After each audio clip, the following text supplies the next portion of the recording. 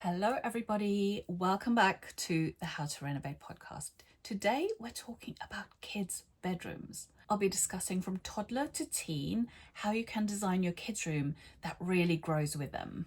Now, kids' bedrooms can be quite tricky spaces to design because I find that when, of course, you have a new baby in the house, you want this gorgeous nursery if you're lucky enough to have the space, and people kind of go all out sometimes in designing that space for this tiny little baby, which is lovely, obviously, but then that very quickly changes.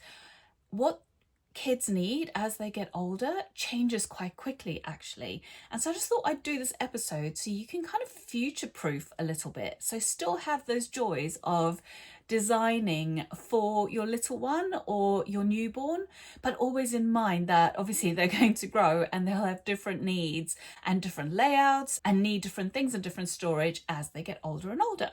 So let's get into the episode. Let's talk about number one, take a breath. There's always some room to collaborate. And this really means that, it's so nice to be able to include your kids in the decision about what you're going to be doing in their bedrooms. So of course, this is for when they're older and they can say what they really want. And then it's if you just let kids design their own bedrooms, it would be a little bit crazy, obviously, depending on what age your child is. Let's say it's a 2 or 3-year-old, you might end up with all Pokemon or Barbie or whatever it may be. So this is where the collaboration part comes in. You need to kind of think of ways that you can incorporate what they want, but in a flexible way, so that if they change their mind in 2 months' time, that the whole room is not wallpapered in Barbie wallpaper or Pokemon wallpaper. So obviously you want to work with what they want, but those elements of those phases that they go through need to be the things that can be easily swapped out as they get older and older. But collaboration here is really lovely. It makes them feel like they're involved in their space. It gives them ownership of their space. It kind of gives them some choices as to what they would like to put into their space, how they would like it designed, where they would want things. So I think to give your child that ownership and that responsibility to choose and to show them that this is their home too, I think is really important for them as well. So let's move on to the next point. So the next point is number 2, to start with a really good flexible base. So what I mean by this is that the base of the room, the materials, the built-ins, if you think ahead and make all of those things really good and functional, then you can build on that as the child grows. You can change a few things around as they get older. But by base, I mean good flooring, whether it's wooden flooring or carpet, that's perhaps a little bit more neutral, and then you can bring in the other interesting parts in other ways. So good flooring, whether it's wood or carpet, you want good storage. Is there a place you can put in a floor to ceiling built in that can really adapt as they get older? And then you can be flexible with the loose pieces of furniture. So for example, you can have a changing table that can be swapped out for a good chest of drawers later down the line. So if you think about the really expensive parts, like the parts that are attached, like the flooring, the built-ins, make sure those are really good, really well planned, really well thought out about how it could function for you now and how we could function in the future as well as the child gets older and older. And another thing that's really important here is a really good lighting plan. So if you are renovating from scratch and you are at the point where you want to be doing wiring or putting in new circuits or new lights, this is also great to think through in your kids' bedrooms, because the lighting will also change as they get older. Obviously, if they're little babies, they don't need that much lighting. Usually they just need kind of quite a dim room, not much light in there. But as they get older, once they go to school, they need an area to do homework. So we need perhaps some wall sconces, or somewhere you need to be wired in to have a socket, to have a lamp on the desk. They need to have a bedside lamp, so you need to make sure that there are sockets placed around the room. So wherever the bed might be placed, there's an opportunity to plug in a lamp, or perhaps there's another wall sconce or a different light source wired into the walls. So really think about not only the lighting, but also how things might move and change, how you might move the furniture when you swap from a cot to a bed, or how you might change the furniture around if you're moving from having a changing table to having a desk perhaps. So try and think ahead, think about how the room can be used in different ways, be flexible with it, but also just make sure that you've got wiring in lots of different places so that you can give yourself that flexibility when you need it. And then also a really good point here is to get a great bed. So get a bed that they can change from a cot bed to a toddler bed, and then maybe you only need to change over to a slightly larger bed when they are much older, like when they are perhaps school starting stage or maybe 6 or 7. So think about that in terms of flexibility and functionality as well. Furniture that can kind of change and adapt with you. You know, I'm sure you've seen those amazing built-in beds where they're built-in cabin beds and they've got gorgeous woodwork around and curtains and drapery. And those do look gorgeous, but they're quite expensive to have built in and made. And as your kid gets older, they become a little bit more unsuitable because obviously as they grow, perhaps you've got some sort of arch that they need to climb through to get into bed, or if they have friends over, those can become a little bit awkward to use. So think a bit ahead about that as well. Perhaps you can achieve that look by doing something different. Perhaps you have a cot bed or standard bed and you can use some drapery around it that can be either changed or removed. And so just think really carefully about, you know, how you want to spend your money, because those cabin beds or those built-ins are really expensive to have made bespoke. Or you can think about how you can make things more flexible for you if you're thinking long term about how you can perhaps spend that money on other things that might make the room more fun or more usable for your child. And then once you have that strong base, you can be flexible with it, can't you? So you can change up the elements like we talked about in the point before. Whether it's wallpaper, perhaps you don't wallpaper the whole room. Perhaps you have some moldings that are in a shape of rectangles or squares, and inside the molding you will put the patterned wallpaper and everything else is painted a different color. So that way, if you are getting a bit tired of the wallpaper, or maybe it's a bit young as a kid's getting older, you can swap the wallpaper out for a different wallpaper that's maybe a little bit more grown up, or you can just remove the wallpaper completely and just repaint within that molding or even the entire room if you want to change the color.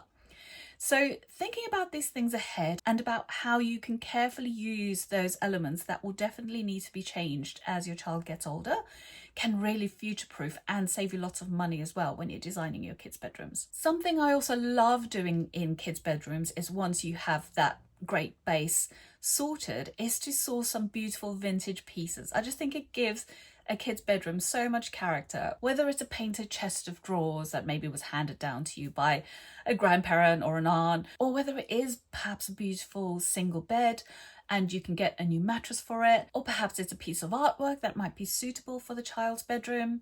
I remember in my daughter's bedroom we had, so obviously our house is quite modern, but when we moved in, and my eldest was quite young, so she was about 5 or 6 when we moved into the house, we became the custodians of the most beautiful handmade wooden antique rocking horse. And we kept this for my husband's aunt for quite a few years in her bedroom. And just the contrast of her quite modern, white, minimal bedroom with some gorgeous wallpaper, with a contrast of this kind of dark wooden rocking horse, was just so beautiful. So think about how you can incorporate some character as well, some unusual pieces. It doesn't have to be all kiddie furniture in there. You can mix it up and still have it suitable for your child, but still have it have some character as well. So having that strong base and then having the changeable elements is definitely one of my top tips. And I know because my youngest daughter, Mickey, she went through a phase of changing her mind completely every 4 to 6 months. She would ask for her bedroom to be first completely Spider-Man, then completely Pokemon, then completely Minecraft.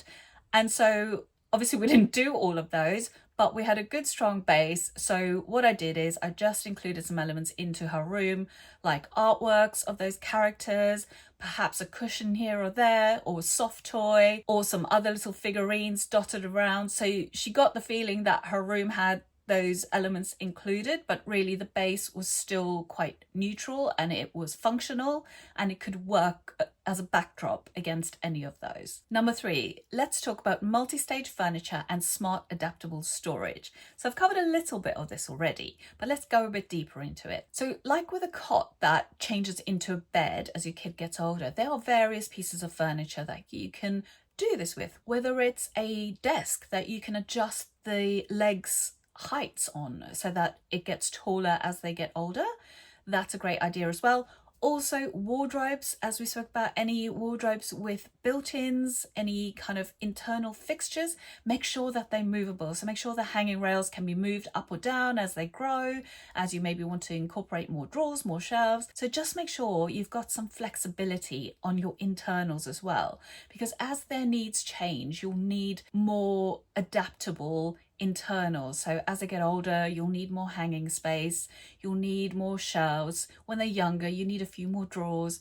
So just think ahead and think about how you can incorporate all of those and how the elements like the hanging rails and the shelves can be adjustable. And of course, kids come with clutter, so your storage has got to be good. Really think ahead about how you're going to store all of those Legos, all of those soft toys, all of those board games. They come with so much stuff, and believe me, every single birthday we get about 10% more stuff into our house that we need to deal with. So think ahead, think about all those things you may need to store, their school supplies, their toys, their books, their clothes. They come with so much stuff. So try and have a place for everything that can change as they get older. So obviously as they get older, they might not want the Legos anymore and you can swap it out for something else, maybe some books. So always find a combination of closed and open storage is quite nice. I have quite a lot of closed storage in the kids' bedrooms because it's a lot of clutter, but then also just a few open elements, open shelves where they can display some of the pretty things they want to, or some of the soft toys that they want to have on display, or little trinkets or whatever they might have that they want to display some of what they like and their personality in places that they can see those. Another great idea is to use modular storage. So something that can be used on its side or also vertically, perhaps those shelves from IKEA where you can get the baskets that slot into the shelves. Those can be used on their side as a bench. You can put a cute cushion on top, or they can be used vertically if you suddenly need more floor space. I've done this loads of times in my kids' bedrooms. I have a couple of those and we kind of swap them around as their needs have changed through the years, and they're just so flexible and they make a great little spot to store books as well, not just the basket. So you can have a combo of the closed storage, the baskets, and you can have some open sections as well for their books. So just thinking about choosing your furniture that can kind of multitask for you in kids' bedrooms is particularly helpful and important. And the last one, number 4, is to leave space for hobbies, for homework, for growth spurts. So like I just talked about in the previous point, this is where that flexible furniture really comes in. So think about your built-in storage first, that good base, so you can always have good storage. And then it's almost like the movable pieces are a bit of a bonus. And those are the pieces that keep moving around and changing as the child gets older. And then that way you can always have some flexible floor space depending on what your child is like. Perhaps they like getting stuff out on the floor, playing on the floor. Perhaps they like being at a desk and drawing. Perhaps they like just having some space to do cartwheels or whatever. So you can then adapt. If you have some flexibility within your space and you have that combination of some built-in and some movable, you can move and change the room around as your child gets older and as they develop, and you can see what they like doing and what they don't like doing in the bedrooms, and you can work with it and really give them that space and that freedom to use their bedrooms and live in their bedrooms like they want to, so that they can enjoy their space within the home as well. Because their activities are constantly changing, much like as they get older, the toys change, the activities change as well. So they could go from loving crafts one year and wanting a table to do crafts on, to loving music the next few months or the next year, and then suddenly you've got to get a drum kit or a keyboard or some sort of musical instrument storage in there. So it really does change, and you just need to be a little bit more flexible with it.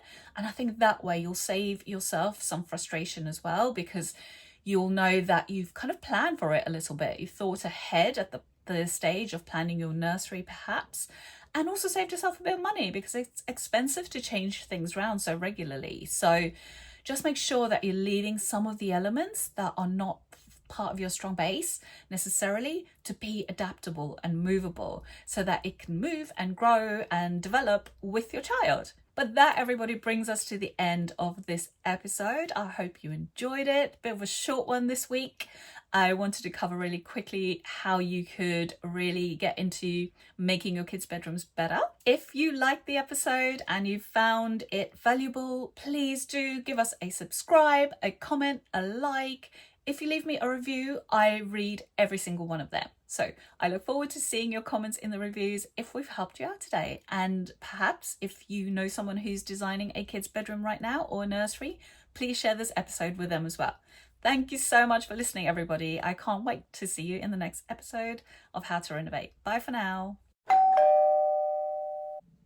For more information on my 5-pillar process for successful renovation, you can go directly to southplacestudio.com/pillars, where you'll find an introduction to the process which covers each of the pillars and what they cover. We also have a number of other free renovation resources. Go now to southplacestudio.com/freebies. I have created some amazing freebies for you there. There is one on the process, like we just said. There is one on planning permission. There is one on kitchen design. There is another one on lighting planning. Go and check those out. There's so much free information there to help you with your renovation.